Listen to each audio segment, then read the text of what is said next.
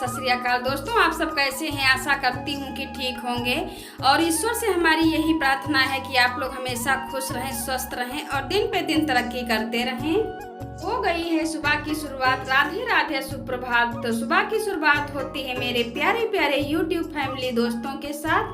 तो सुबह का काम शुरू हो गया है झाड़ू लगाने से।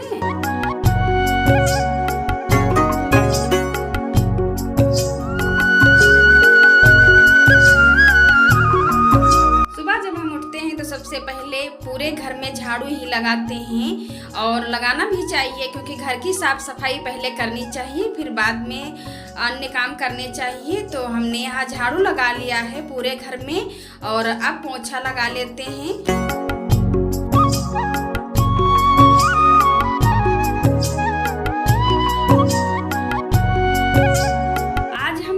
वाइपर्स लगा रहे हैं, इसमें हमने कपड़ा लपेट लिया है और इस तरह से हम लगाते हैं तो बहुत जल्दी पोंछा लग जाता है। और आज देर भी हो रही थी तो हमने सोचा चलो आज वाइपर से लगा लेते हैं तो जल्दी भी हो जाएगा।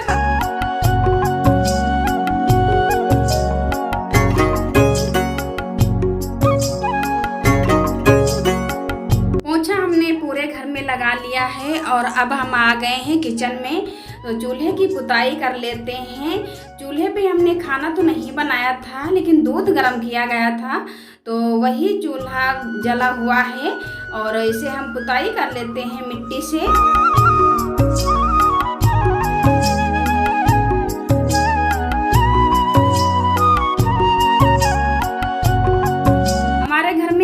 बहुत ज़्यादा हैं, चूल्हे को नहीं रखते हैं, मिट्टी वाला जो चूल्हा है इसे नहीं रखते हैं, बहुत जल्दी सब इसकी खुदाई कर देते हैं। चूल्हा बहुत परेशान किए हुए हैं। अभी हमने चूल्हा बनाया हुआ था और फिर से गड्ढा कर दिया है चूहों ने।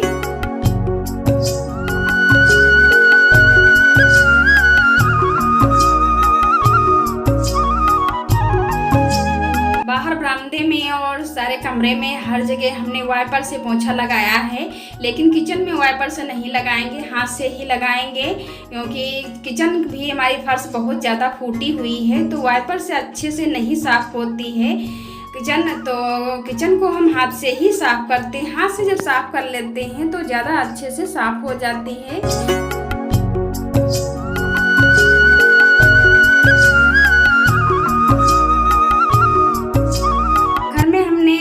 पोंछा कर लिया है और अब आ गए हम इस वाले आंगन में भी झाड़ू लगा लेते हैं। इसमें पेड़ पौधे हैं तो इसमें पत्तियां और फूल बहुत गिरती हैं। अनार के पेड़ के इसमें फूल बहुत ज़्यादा झड़ रहे हैं। अनार इस पेड़ में नहीं आए हैं, लेकिन जो फूल आता है वो गिर जाता है। पता नहीं क्यों इसमें अनार नहीं आ रहे हैं, फूल ही गिर जाता है।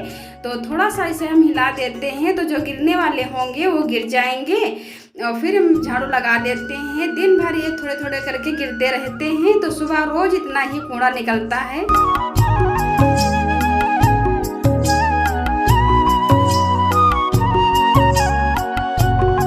सुबह की साफ सफाई करते करते हमें 2-2.5 घंटे लग ही जाते हैं, तो थोड़ा जल्दी ही उठना पड़ता है, फिर भी टाइम हो जाता है।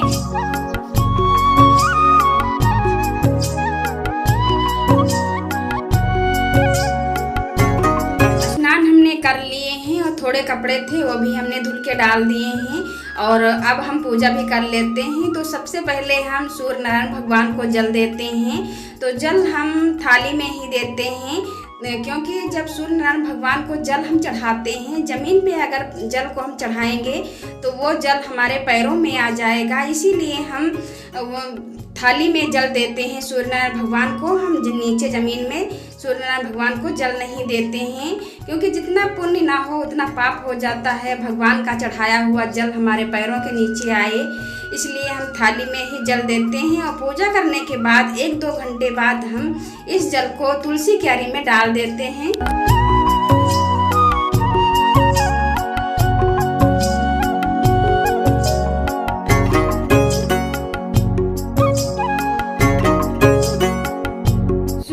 भगवान की हमने पूजा कर ली है और भोले बाबा की भी पूजा हो गई है और अब हम आ गए हैं अपने घर के मंदिर में भी पूजा कर लेते हैं।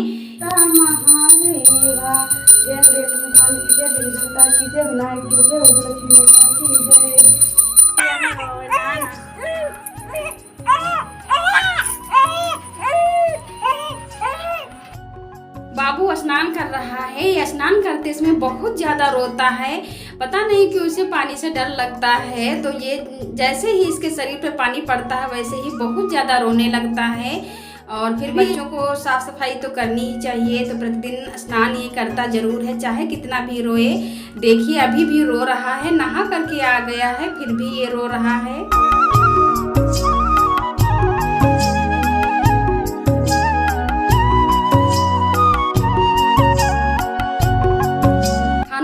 बनने लगा है, दाल बन गई है तो दाल में तड़का लगा लेते हैं।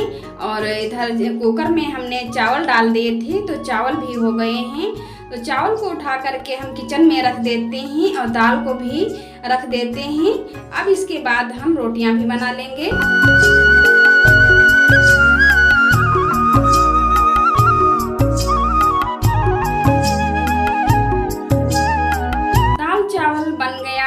इधर रोटियां भी सेक लेते हैं। और अभी सब्जी हमने नहीं बनाई है क्योंकि सब्जी आज हम भरवा तुरई बनाने वाले हैं। तो भरवा तुरई गरम गरम ही अच्छी लगती हैं, तो हमने सोचा चलो दाल चावल रोटी बना लेते हैं, फिर उसके बाद सब्जी बनाएंगे।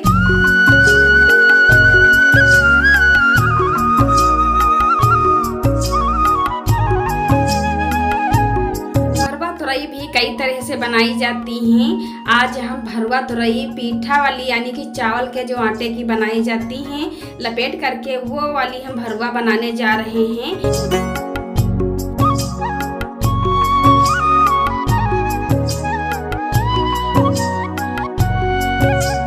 हमारी सिक गई हैं तो इधर सब्जी का इंतजाम कर लेते हैं। इसमें जो मसाले भरेंगे तुरई में वो भून लेते हैं। तो हमने यहाँ खड़ी वाली धनिया ली है, इसे भून लेते हैं। तो धनिया हमारी भून गई है और इसी तावे पे अब हम जीरा को भी भून लेते हैं। जीरा और धनिया एक ही में हम पीस लेंगे।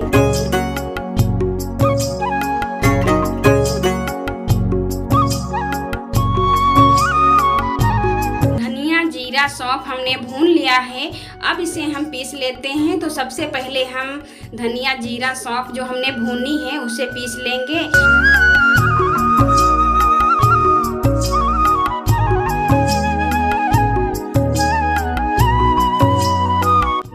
वाली तुरई हमें बहुत अच्छी लगती हैं। भरवा तुरई, सादी तुरई जो बनती है लहसुन मिर्चा जीरा की, वो इतनी अच्छी नहीं लगती हैं। जो भरवा तुरई बनाओ ये ज़्यादा अच्छी लगती हैं। तो हमने सोचा चलो आज भरवा तुरई ही बना लेते हैं।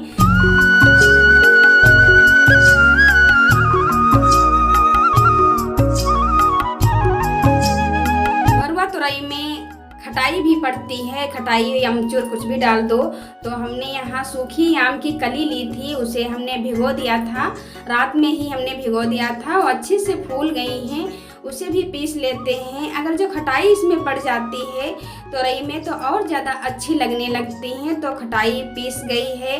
अब हम चावल भी पीस लेते हैं। चावल को भी हमने भिगो करके रख दिया था। चावल तो बहुत जल्दी ही भीग जाते हैं, तो चावल को हमने सुबह ही भिगोया था और फूल गए हैं। तो चावल को भी हम पीस लेते हैं।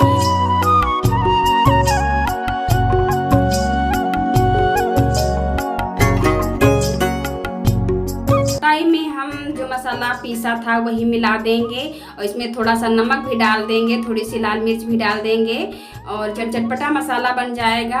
और यहाँ हमने तुरई ली है, तो तुरई हमने बड़े बड़े पीसेस में काट दी थी और उसे हमने थोड़ा सा उबाल लिया है।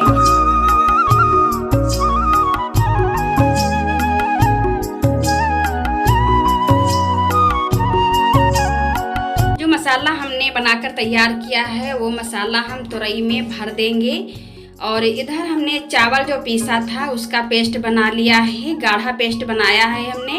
और तुरई को इधर डुबाते हुए हम तेल में डाल देंगे। आज गर्मी भी बहुत ज़्यादा है, देखिए कितना पसीना निकल रहा था, सब सिंदूर हमारा बह गया।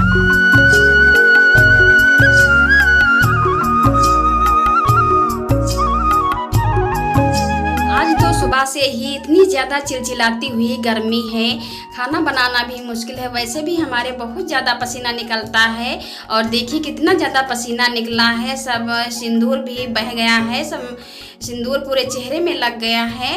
तो इधर हमने पंखा लगा दिया है तो थोड़ी हवा लगेगी तो पसीना भी कम निकलेगा। 4-5 दिनों से बारिश नहीं हुई है। जब से बारिश नहीं हुई तब से बहुत ज़्यादा उमस वाली गर्मी हो रही है। इस समय रात में तो इतनी ज़्यादा गर्मी होने लगती है, कमरे में भी नहीं लेट मिलता है और छत पे जाओ तो छत पे भी और ज़्यादा गर्मी लगती है, क्योंकि इतनी तेज़ धूप होती है तो छत भी बहुत ज़्यादा गर्म हो जाती है।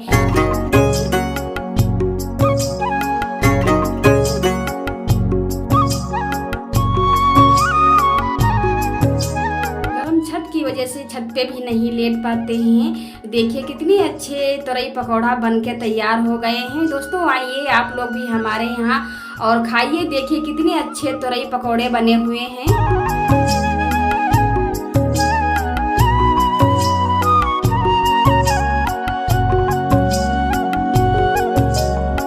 खाना पानी हमारा हो गया है, बर्तन भी हमने धुल करके रख दिए हैं और अब लग गए हैं हम दोनों लोग फर्श की धुलाई में।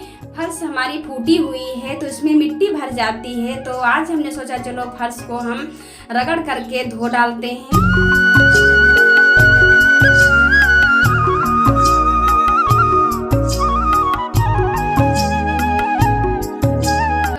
वाला जो ब्रश होता है तो वही ब्रश हमने लिया है। फर्श है वो टूटी हुई है तो इस तरह से अगर हम ब्रश से झाड़ते हैं, जैसे कपड़े को हम रगड़ते हैं उस तरह से हम फर्श को भी रगड़ रहे हैं, तो इसमें जो धूल मिट्टी भरी हुई है वो निकल जाएगी। देखिए कितनी धूल मिट्टी जमी हुई है, ऐसे धूलों तो साफ नहीं होती है।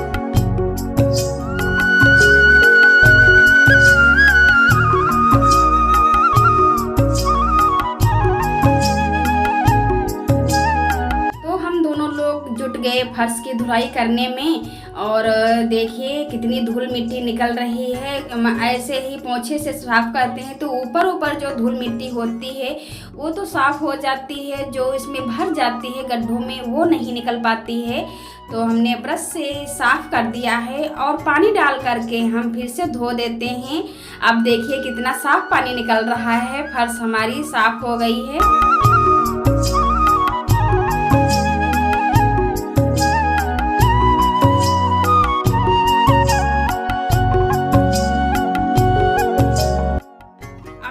गीली है तो देखिए कितनी चमक रही है। जब ये सूख जाएगी तो एकदम वाइट वाइट हो जाएगी, क्योंकि जिसमें कलर जो लगा है फर्श में वो सारा छूट गया है।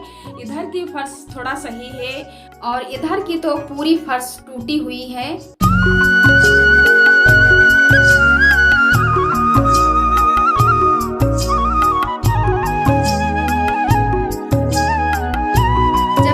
उधर धुलने लगे तब तक इधर देवरानी हमारी वाइपर लगा रही हैं, वाइपर से सारा पानी खींच रही हैं। और जब वाइपर से हम पानी खींच देते हैं तो अच्छे से सब पानी सूख जाता है।